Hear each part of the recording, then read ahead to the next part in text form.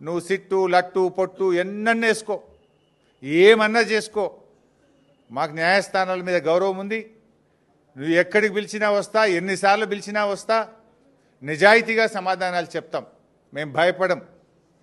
చట్టం మీద మాకు గౌరవం ఉంది. నీ చిల్లర రాజకీయాల మీదనే మాకు అసహ్యం ఉంది.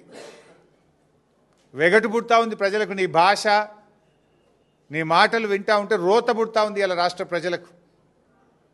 రేవంత్ రెడ్డి గారు చూసుకో, అసలు ఇడిచిపెట్టాం, నేను ఇంకా గట్టి కొట్లాడతాం.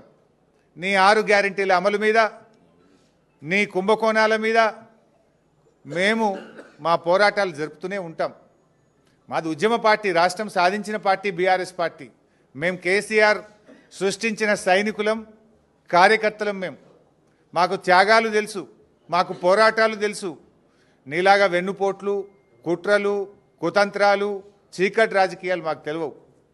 మా కేసీఆర్ నేర్పింది పోరాటం, త్యాగం, ప్రజల పక్షాన నిలబడడం మా కేసీఆర్ గారు నేర్పిండ్రు. నువ్వు ఎన్ని సిట్ నోటీసులు పంపుతో పంపు, మేము భయపడేది లేదు.